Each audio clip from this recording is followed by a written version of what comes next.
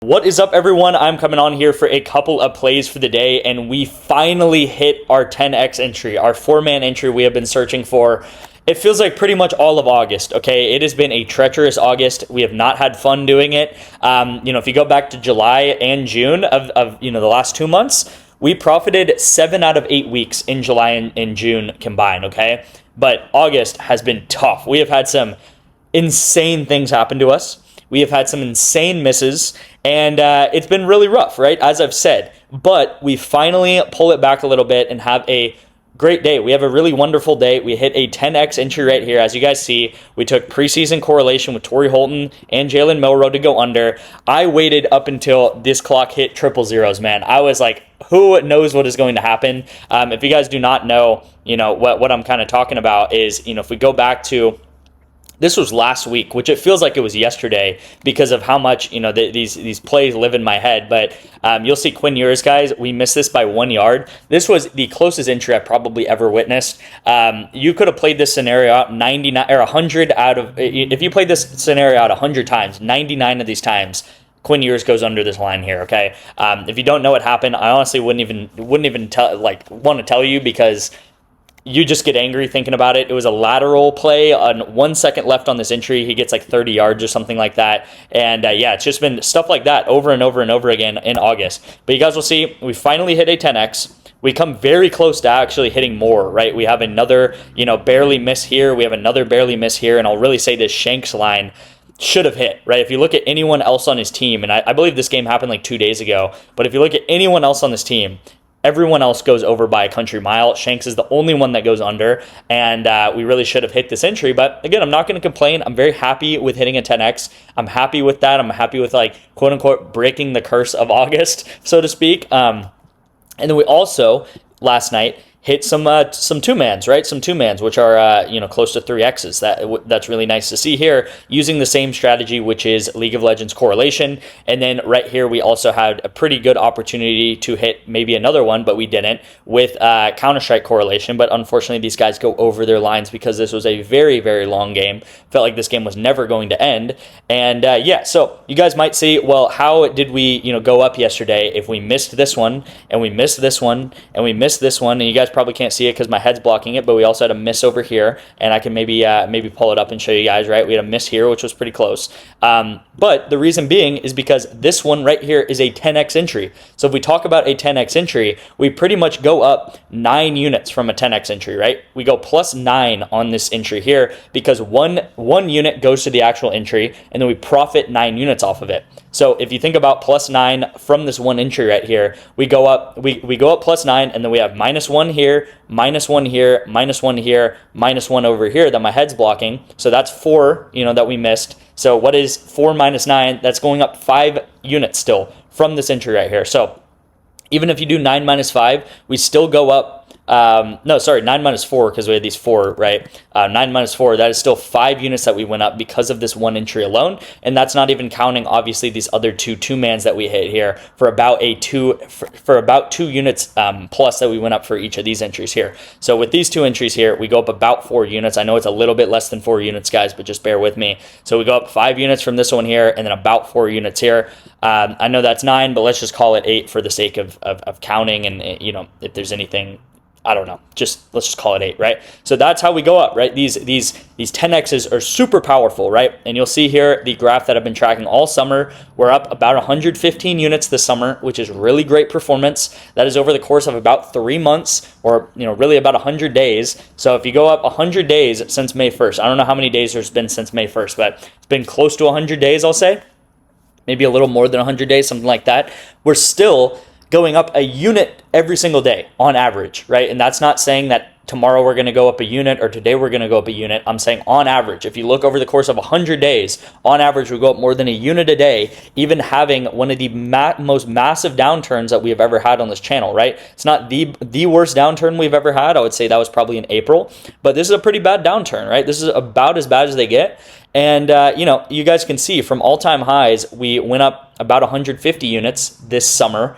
And now we are up 115 units. So we are at this point down from all-time highs about 35 units. And I know this sounds crazy. But We have had days on this channel, or on the VIP rather, where we have gone up 35 days in one day, or 35 units in one day. Okay, we've had days where we've gone up 40 units. We have had days like a couple of Wednesdays ago, we actually went up 27 units because we not only hit this one, we hit this one also, and we hit this one. All right, so these are the power of these 4-man entries, and that is what we do on this channel. You guys will see, we're going to start our slow climb up, right? And again, I'm not saying that we're going to go up 35 units tomorrow, right? I would love to, but I'm not saying that's going to happen. But I'm saying maybe over the course of a week, we go up 35 units, and that would be a massive week. Maybe over the course of a week, we go down another 10 units, and it sucks again. But, over a long period of bets, we go up, guys. That is what happens on this channel over and over and over again. That is what happens on the VIP over and over and over again. And you'll see our record. Everything is tracked, right? We have had a little over 200 hits this summer, and then we have had actually 500 losses. So we lose a lot more than we win. The reason being is because we play a lot of 4-man entries, we play some 2-man entries, and there is no way that you can win more than you lose on Prizepicks. It is pretty much impossible. So if anyone says that you can win more actual entries than losing on Prizepicks, they're completely lying to you. You can profit on Prizepicks, which is what we do, and that's why, at the end of the day, all that matters is profit, but you cannot see like more green slips come in than red slips. The reason being is because you have to play either 2-man entries or 3-man entries, 4, 5, 6-man entries, right? So there's no way, shape, or form that you're going to hit more 2-mans than you miss 2-mans. At the lowest stage. So hopefully that kind of makes sense, right? You're going to see a lot of losses come in Prizepicks, but how you need to think about it is these green entries, just like the one that hit yesterday, this 10x, they pay for a lot of losses, all right? So that's kind of how it works out. And if anyone says you're going to see more green than red, they're lying to you, because you physically on Prizepicks cannot hit more entries than you lose. You might have a couple of days where you just, cannot miss and you're hitting a lot of green entries, but I'm saying over the course of a month, 2 months, a whole season, stuff like that, right? Again, last season, guys, if you want a bigger time scale, this is about 3,000 bets. Okay, so we took about 3,000 bets last year, and we went up 600 units doing so using this exact same strategy, right? So I know I talked a lot. I feel like, I made a video a couple of days ago, which is still relevant, by the way. It was my favorite plays going into the football week, and there's still a lot of gems to be found in that video too. So if you missed that video, go ahead and check that out. But let's get into the play today. So I have 2 plays for you guys today, all right? So I have this play, which is going to be a 2-man, and then we also have a 4-man, which I really like, all right? So the first play of the day, let's get into it. I'm going to take Hope, this player Hope, to go over 9.5 kills, all right? I like him at 9.5. I also like him at 10. If you look at Hope, I'm not going to get super deep into the weeds here just because we have 2 entries to get to. 6 plays in total today. My favorite play is Hope to go over 9.5 right now on League of Legends.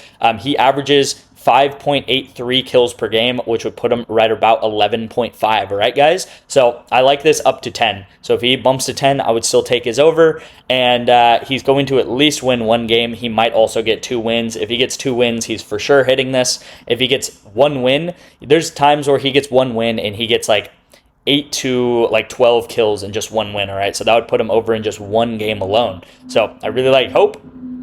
And then Bucky Irving, I'm sure you guys are not surprised. I've been taking these type of plays all preseason long. I think this is really how you should be structuring your preseason plays, is take these starters and take them under, okay? The reason being is because this team, and this is every team in the NFL, has like probably 8 to 10 running backs that they want to get snaps for, all right? They have like this many players that they want to get snaps for. Bucky Irving on this team is by far and away the running back 1, all right? He was a rookie last year. He's going into his 2nd year.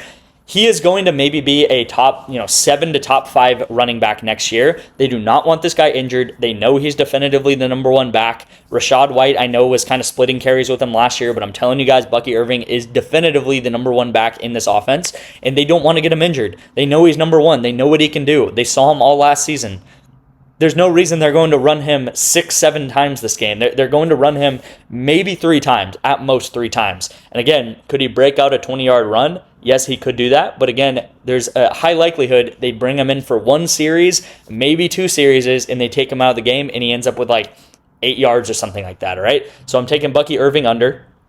This is going to be the first play, guys. The second play is going to come very shortly. I'm going to get into that. Before I get into that, if you guys do want to join my VIP, you guys can text me the word BOVADA and get my VIP for 2 months completely free, all right? All you have to do is text me the word BOVADA to my number, which is right here. I will get you guys the instructions to sign up for BOVADA, and I will pay you back what you put into Bovada up to $25, all right? So the instructions will pretty much detail it out. You put 25 into Bovada, and then once you do so, you take an entry. It can be on the preseason games today. It can be on WNBA. It can really be on anything that you want. And once you do that, I will Venmo you back the $25 and get you 2 free months of the VIP. So pretty much what I'm saying is it'll be $0 for you, and you'll get 2 months of the VIP.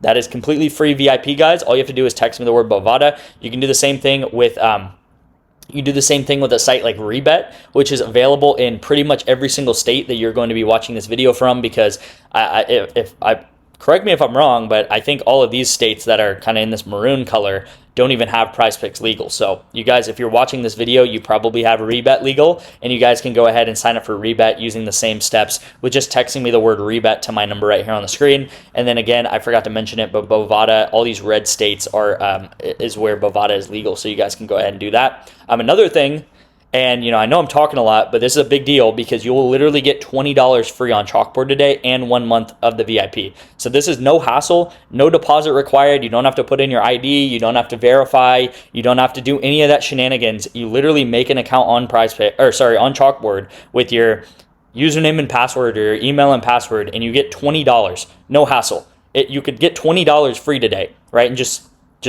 take the plays that I'm taking today, right? I believe this play that I'm about to get into is going to be on Chalkboard, so you could take it on Chalkboard, right? So $20 free on Chalkboard. Text me the word chalk because you have to get my link or my code to get access to this, okay? So text me first, and if you don't text me, then you also will not get the 1 free month that I'm offering with Chalkboard, all right? So Chalkboard, completely free $20. You'll get handed a $20 bill for signing up for Chalkboard today. No deposit or anything. And you guys will also, with Bovada, if you do deposit $25, you'll get the $25 back, and you'll get 2 months of the VIP free, all right? So, as I said, this is going to be the first entry. The second entry we are about to get into. If you guys do not know why I like these entries so much, let's talk about this Chiefs-Seahawks game. If you look at the Seahawks, guys, and look at Sam Darnold, he is the starter of this team, right? He went 4 for 4 yesterday and got 34 yards. You really can't do any better than that. He had 4 opportunities to pass. He completed all 4 of them, and he only got 34 yards, and then he gets taken out of the game. He played maybe 2 series. I think he played 2 series in this game. One of them probably was like a 3-and-out or something where he passes like 1 5-yard pass, all right? Sam Darnold comes in for four passing attempts, throws for 34 yards. Now, if we go down to receiving, you'll see the only starter that played yesterday. Again, you'll see there's like 12 players that ended up receiving a pass yesterday. This isn't even how many people started. This is people who actually caught a ball yesterday. The only starter that played was JSN, Jackson Smith and Jigba. He got 7 yards, 1 catch for 7 yards. He came out of the game the same time that Sam Darnold came out of the game. Why? Because they are starting players. And when they start, they don't need to watch these guys play very much, right? They know that they're good. So I've talked about this a lot. I've talked about this at length this week. Ashton Jeanty under is going to be the first play, and we're going to pair him up with Brock Bowers under receiving yards. Now I'm about to get into why I like that. I'll get into that once I build out this full entry, and then we're going to scroll down here and we're going to take Caleb Williams under. I just actually saw that they put Jane Daniels on the board. That's interesting. And they're playing on Monday. I did not know there was a Monday game this week. But yeah, we're going to take Caleb Williams, and then we're going to scroll down, and we are going to take, where is he? Romo Dunze to go under, all right, guys? Now, why am I going to take Romo Dunze over Colson Loveland or Luther Burden? I could actually make the argument to take Colson Loveland, but the reason being is because Luther Burden is going to play deeper into this game, all right? Romo Dunze is a number 1 receiver. He is one of the best receivers on this team.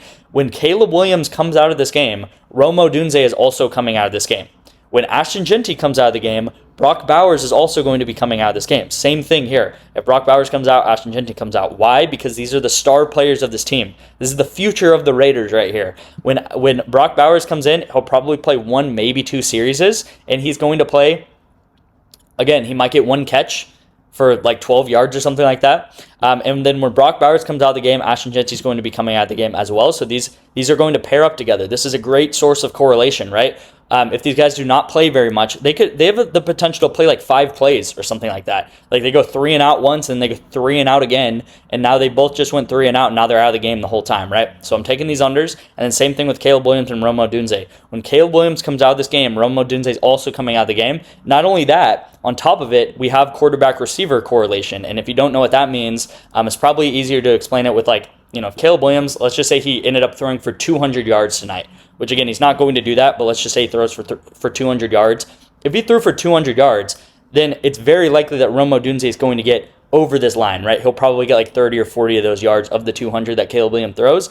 But if the opposite of that happens, and Caleb Williams only throws for like 30 yards, let's just say, I know I'm using crazy extremes, but if Caleb Williams throws for like 25 yards tonight, then it's very unlikely that Rome Odunze, the one receiver, is going to go over and get like a lot of those yards, right? So very correlated together, and this is what we're going to be playing a lot this season. But again, it's correlated based off of quarterback-receiver combinations, and it's also correlated because if one comes out, the other is going to be coming out, right? Because they're paired up together. If you know anything about hockey, this actually is a common concept in hockey because defenders come in and out together. I forgot what they're called. They're called like squads or something. You're probably cringing if you're real into hockey, but I think it's lines, right? So if you're the first line of defense, you come out together. The defenders come out together and they play together, and then they come out together and go in for the second line of defense, right?